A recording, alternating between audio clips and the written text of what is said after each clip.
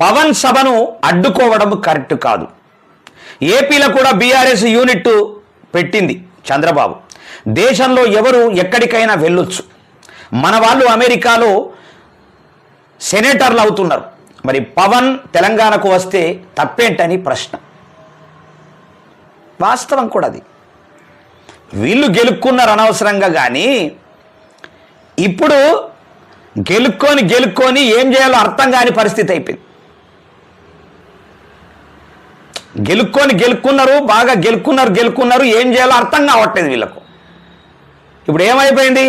అమెరికాలో తెలంగాణలో బతలేరా, ఆంధ్రప్రదేశ్లో బతలేరా, బొంబాయిలో బతలేరా, కర్ణాటకలో బతలేరా, తమిళనాడులో బతలేరా, ఇతరాత్ర దేశాలల్లా ఇతర రాష్ట్రాలల్లా బతలేరా?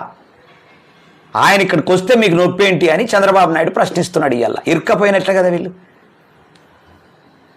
అరే భయ్, ఉన్నది ఆ ప్రభుత్వం 10 ఏళ్ళు ఆ ప్రభుత్వం చేసింది, 2 ఏళ్ళు ఈ ప్రభుత్వం చేసింది. చాలా విషయాలు పెండింగ్లో ఉన్నాయి. ఇంకా సినిమా ఇండస్ట్రీని ఇప్పటిదాకా బైఫర్కేషన్ చెయ్యలే. ఇంకా సినిమా ఇండస్ట్రీని బైఫర్కేషన్ చేయించుకోర్రి. నీళ్ళ బైఫర్కేషన్ కాలే, దాని మీద పోరాటం చేయండి. ఆ ఉద్యోగాల బైఫర్కేషన్ కాలే, అట్లనే వడిసచ్చిర్రు, దాన్ని బైఫర్కేషన్ చేయించుకోలే.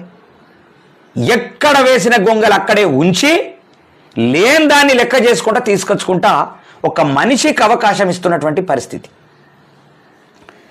రేపు ఎవడైతే వ్యతిరేకిస్తున్నాడో వాడే చెప్పుల దండలు వేస్తానని ఎవడైనా అయితే అంటున్నాడో ఆ చెప్పుల దండలు వేస్తా అన్నోడే రేపు పూల దండలు తీసుకొని పోకపోతే, బొకేలు పోకపోతే నేను 15 కిలోమీటర్లు ముక్కు రాస్తా.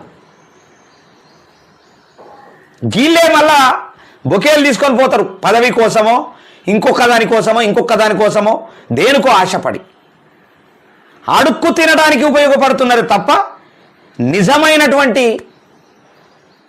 తెలంగాణను సెట్ చేసేటటువంటి విధానం అయితే లేదు. అయిపోయింది. ఇప్పుడు గూటం దించేసిండు ఆయన చంద్రబాబు నాయుడు బ్రహ్మాండంగా. ఆయననే అక్కడి నుంచి నూకెత్తున్నాడు ఇక్కడికి, అక్కడ కొరగని కొయ్య అవుతాడని. రేపు తన కొడుకుకు అడ్డమవుతాడని అక్కడి నుంచి నూకేసే ప్రయత్నం చేస్తున్నాడు, జిమ్మిక్కు చేసుకుంటా. దాన్ని వీళ్ళు గమనించకుండా ఈ తెలంగాణ మూర్ఖులే సపోర్ట్ చేస్తున్నారు. పోనీ జనసేనలు ఎవరున్నారమ్మా? జనసేనలు ఎవరున్నారు? తెలంగాణోడే ఉన్నాడు కదా. తెలంగాణకు వ్యతిరేకంగా చెప్తున్నాడు కదా. కాంగ్రెస్లో ఎవరు ఉన్నాడో తెలంగాణ ఉన్నాడు కదా. తెలంగాణకి వ్యతిరేకంగా చెప్తున్నాడు కదా. బీఆర్ఎస్లో ఎవరు ఉన్నాడు? బీఆర్ఎస్లో కూడా తెలంగాణ ఉన్నాడు కదా. బీజేపీలో ఎవడు ఉన్నాడు? తెలంగాణ ఉన్నాడు కదా. మరి వీళ్ళే వ్యతిరేకంగా చేస్తారు. రేపు టీడీపీ వస్తుంది, ఎందుకు వ్యతిరేకం చేస్తారు?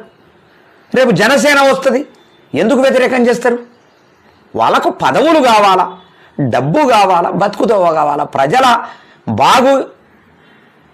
ప్రజలకు సమస్యలు తీర్చేటటువంటిది. ప్రజలు బాగుండటానికి వాళ్ళకేం సంబంధం?